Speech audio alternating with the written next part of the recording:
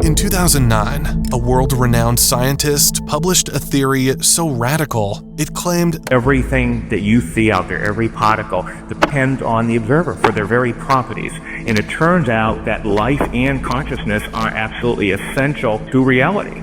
So that it's clear that without an observer, you could not actually have existence, you could not have reality. His name is Dr. Robert Lanza. Robert Lanza was called by the New York Times one of the 3 most important scientists alive today. Just to give you an idea of the caliber of our next presenter. He cloned endangered animals, advanced stem cell science, and gained global recognition, until he said something that made science go quiet. So I've come to conclusions that would shock many of my colleagues and predecessors. Space and time are tools of our mind. Experiment after experiment shows that not a single particle out there exists with real properties until it's observed. Now, pay attention, because what you're about to hear challenges the most basic thing you believe about reality. He claims that everything about the universe is backwards. Consciousness doesn't come from the brain. The brain and everything in space and time comes from consciousness. Stay with me, because this isn't science fiction. It's grounded in quantum mechanics, biology, and decades of research. Let's break this down. Imagine you're looking at a tree. You assume it's just there, whether or not you're looking at it. That's how we've been taught to see the world. But quantum experiments, like the famous double-slit experiment, suggest something strange.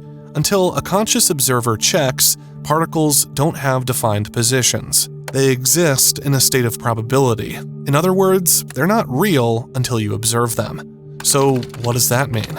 It means the universe might not exist without you. And that flips everything upside down. This is where things start to shift. The idea that life doesn't exist within the universe exists within life. Consciousness isn't some side effect of atoms. It's the very fabric holding it all together. So take the undeniable logic that your kitchen is always present. You think that its contents assume its familiar shapes and colors whether or not you're in it. But consider, the shapes, colors, and forms known as your kitchen are seen because the particles of light from the overhead bulb bounce off the various objects and then interact with your brain through a complex set of retinal and neural intermediates. But on its own, light doesn't have any color, nor any brightness, nor any visual characteristics at all. It's merely an electrical and electromagnetic phenomenon. So you might think that the kitchen was there in your absence, but unquestionably, the reality is that nothing remotely resembling what you perceive as your kitchen could possibly be there without your consciousness interacting with it. Quantum physics comes at it from a much hotter angle and arrives at the same conclusion. So at night, you click your lights off and you leave for the bedroom. And of course the kitchen is there unseen all through the night, right? So, in fact, the refrigerator, it turns out, the stove, and everything in your kitchen are composed of a shivering swarm of energy. And the results of quantum physics, such as the two-hole experiment and others, tell us that not a single one of those particles in any of those objects actually exists in a definite space until you observe them. Rather, they exist in a range of probabilities, waves of probability. So outside of that fact, there's really nothing there. They're just statistical probabilities of particles existing in certain locations. So if they aren't being observed, they can't be thought of as having any real existence, either duration or position in space. So it's only in the presence of the observer, that is when you go back and get a drink of water, that the mind actually sets the scaffolding of these particles in place. Robert Lanza isn't a random voice from the internet. He's been named among Time magazine's 100 most influential people. He's a pioneer in cloning endangered species, helping advance stem cell therapies, and has published in prestigious journals like Nature and The Lancet. But his most controversial claim? That death, as we understand it, doesn't actually exist. And if that's true, then when your body stops working, your awareness doesn't disappear. It shifts. And that's where things get even more unbelievable. Lanza's perspective is simple, but radical. Consciousness doesn't end when your body dies. Instead, it continues outside of space and time, because it was never confined to the brain in the first place. To understand this, we need to look at what physics has been telling us for over a century. In Einstein's theory of relativity, time is not a fixed arrow. Past, present, and future exist simultaneously. Your death, in that sense, is just a coordinate in a much bigger structure. From a timeless perspective, there is no true before or after. Quantum physics goes even further. The observer effect shows that particles behave differently when being watched. It's as if consciousness itself activates reality. So, if consciousness isn't produced by matter, but instead shapes it, then where does it go when the body shuts down? Here's where it gets fascinating. Lanza explains that what we call death is simply the end of a biological function, not the end of awareness. Your experience doesn't stop. It just detaches from the physical structure, just like a TV signal continues even after the receiver breaks. And this idea isn't new. Philosophers like Immanuel Kant and modern physicists like John Wheeler have said similar things, that space and time are tools of the mind, not external realities. According to Lanza, reality is a process that involves your consciousness at every level. Even time and space are constructs your mind uses to organize information, and when the body dies, those tools fall away, but you don't. Instead of fading into nothing, your awareness shifts into another framework, one not bound by the rules we think are universal. And before you dismiss that as spiritual fluff, remember, mainstream science still can't explain how consciousness arises from brain matter. There's no biological mechanism that bridges the gap between neurons firing and the experience of being. There's nothing in physics that can explain, as you've already heard over and over, how a group of molecules in the brain creates consciousness. So the beauty of the sunset, the taste of a delicious meal, these are all mysteries to science, how we subjectively feel that. So maybe we've been asking the wrong question all along. Instead of what happens when we die, maybe we should be asking, what is this place we're experiencing, and who's really doing the experiencing? Because if consciousness isn't local, then death might not be a wall, it might be a doorway. Here's where things take a turn most people never see coming. If consciousness exists outside of time and space, then reality as we experience it could be just one version among many. Not because of sci-fi multiverses, but because consciousness may be constantly selecting outcomes from a sea of quantum possibilities. Think of the many worlds interpretation of quantum mechanics, proposed by physicist Hugh Everett in the 1950s. It suggests that every time a decision is made or a particle takes one path over another, alternate realities branch off. Now, we've never thought that we were in a superposition, right? No one ever feels like that's what they've seen. So the inventors of quantum mechanics said, well, we're going to pick one of those possible places. You saw it here and the electron was there, and say that's real. What the many worlds version of quantum mechanics says, actually, they're all real, but they can't talk to each other. So before you did the observation, there was one world, the electron was spread out and you were in your state. After, there are many, many worlds, and in each one of those worlds, the electron was in one particular position, and that is where you saw it. In that framework, your consciousness could, theoretically, continue in one of those branches after death. Not reincarnation, not heaven or hell, but a shift, a continuation in a new configuration of reality, selected and sustained by awareness. Lanza doesn't claim to know exactly what that looks like. He only insists that death is not the end of consciousness, because consciousness is not confined to physical matter, and that's not as outrageous as it sounds. Let's go back to biology for a moment. Your brain processes information electrochemically, but the awareness of that information, the voice in your head, the sense of self, is not physical. You can't touch a thought. You can't weigh a feeling. Yet we know they're real because we experience them directly. So what if that inner world isn't a side effect of biology, but the source of it? Lanza points to experiments where people in near-death states reported vivid consciousness, even when their brains showed zero electrical activity. Their memories were sharp, emotions clear, details precise. Some even recalled conversations happening in the room while they were clinically dead. What we're beginning to demonstrate is that actually, contrary to our perceptions, consciousness does not become annihilated just because a person has just died. And in fact, consciousness appears to continue at least in the first period, the early period of death, the first minutes or hours after death.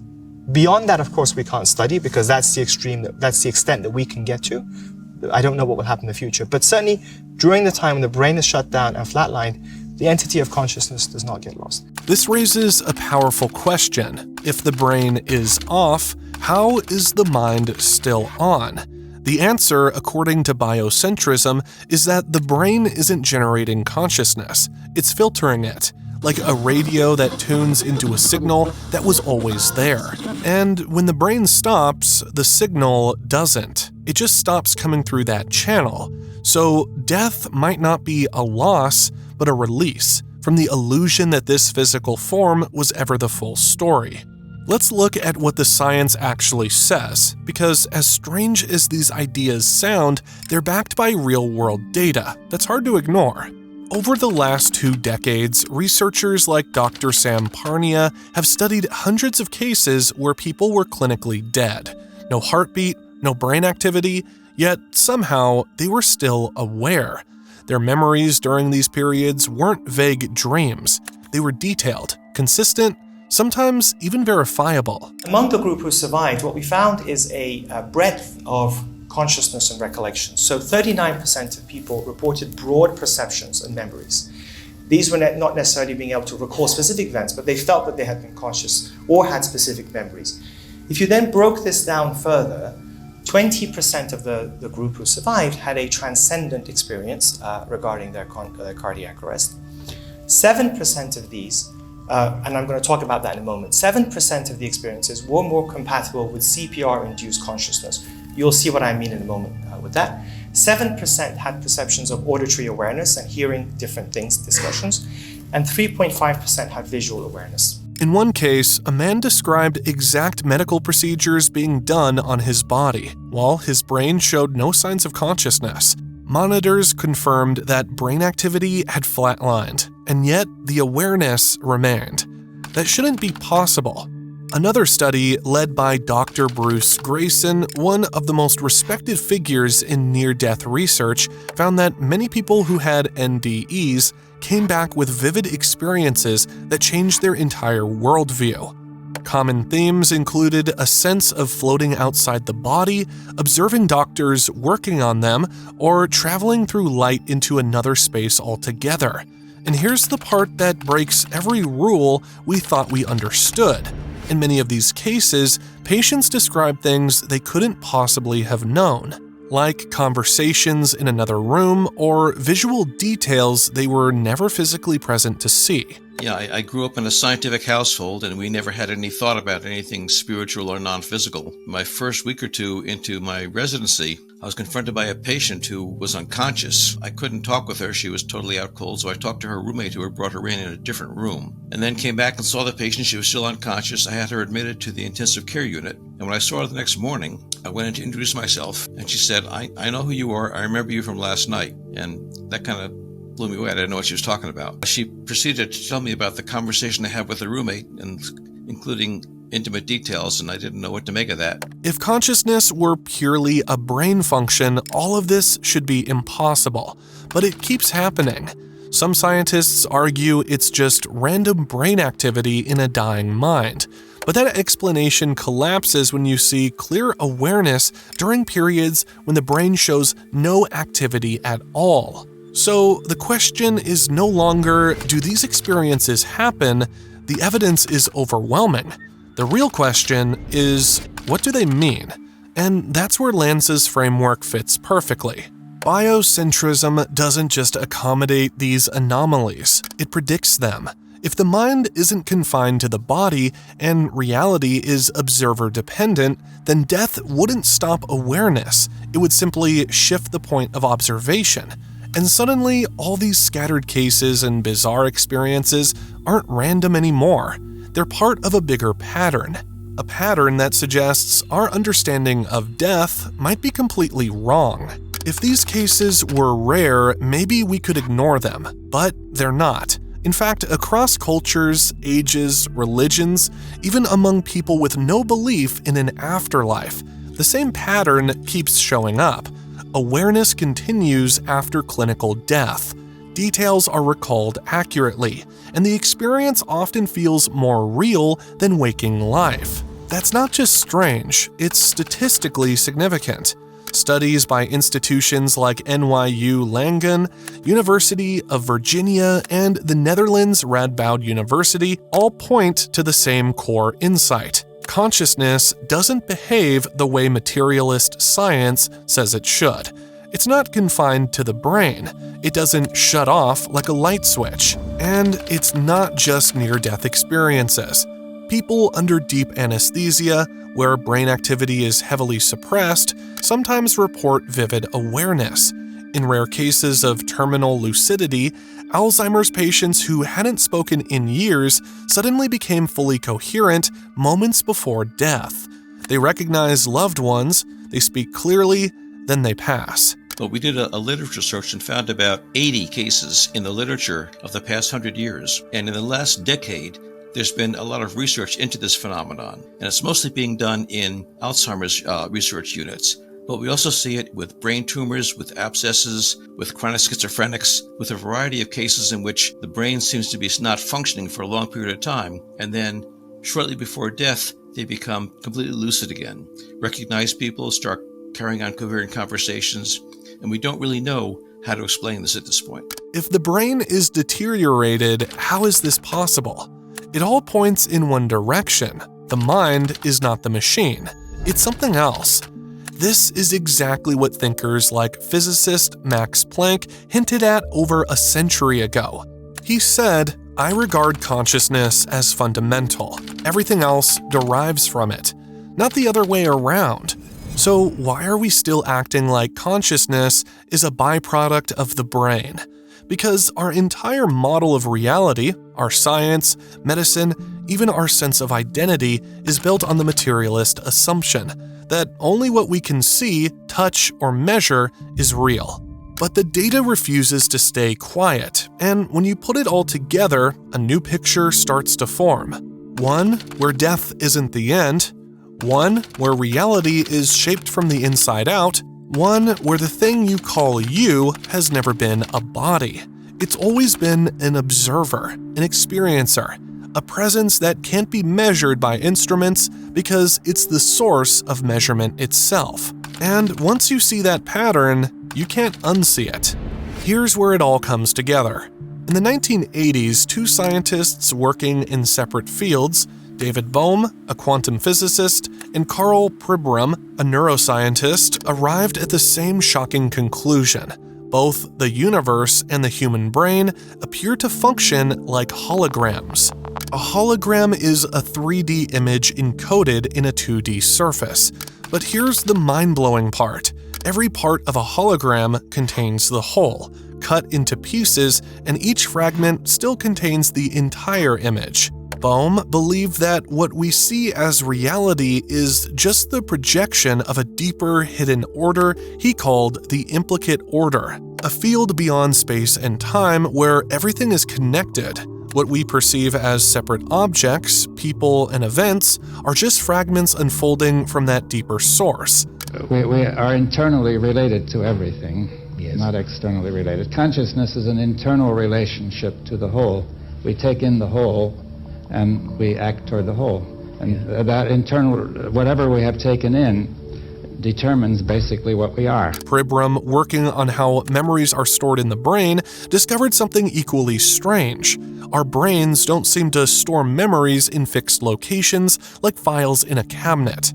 Instead, memory behaves holographically, distributed, non-local, and interference-based, just like a hologram. Together, their findings suggested something radical, that reality might not be out there. What we see as the external world could be a projection emerging from a deeper field of consciousness, an interconnected matrix where space and time are just illusions layered on top. And this explains why so many near-death experiences and altered states report the same thing: a sense of oneness, timelessness, and a collapse of the boundary between self and world. Because maybe when the body dies, the projection ends, but the source, the field behind it all, remains. You, still aware, still present.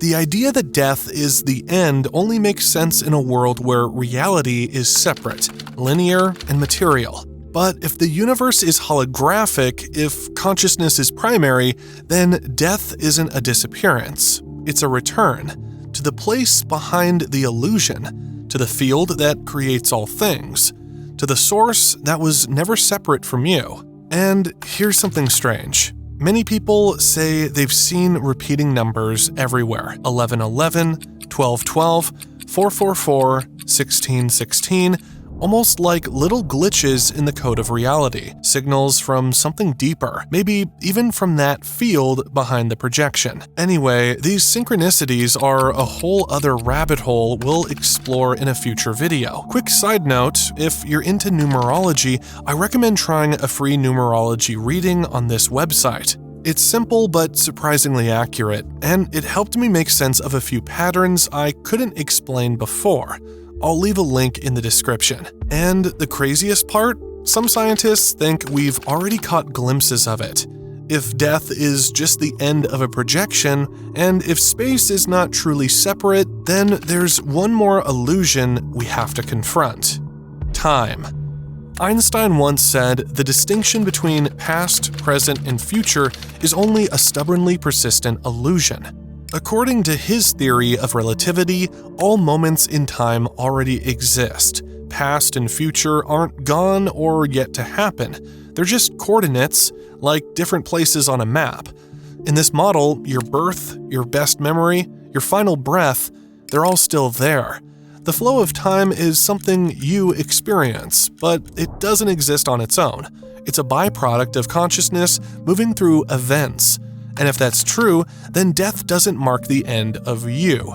It marks the end of this particular experience of linear time. Here's where things get even more surreal. Dr. Robert Lanza takes this further. If space and time are just tools your consciousness uses to decode the universe, then you've never actually been in time. You've only been experiencing snapshots of it, like frames in a film. And death? That's just the point where the film reel shifts. Your awareness, never disappears. You just stop experiencing this particular storyline. And this explains why so many near-death experiences report a strange sense of timelessness, where everything happens at once and time has no meaning. Because maybe outside this projection, time doesn't exist. So what happens when we die? Maybe nothing ends. Maybe we just exit the illusion of linear time and return to a state where everything, every moment, every possibility exists all at once. And now that you've seen this, how can you ever look at life the same way again? Because if space is an illusion, if time is an illusion, and if death is just a transition, then maybe the biggest illusion of all is that you were ever separate from the universe in the first place. That's it for today's video. If this gave you a new perspective, make sure to subscribe so you don't miss what's coming next. Feel free to share it with someone who's been asking the same questions. And as always, thanks for watching.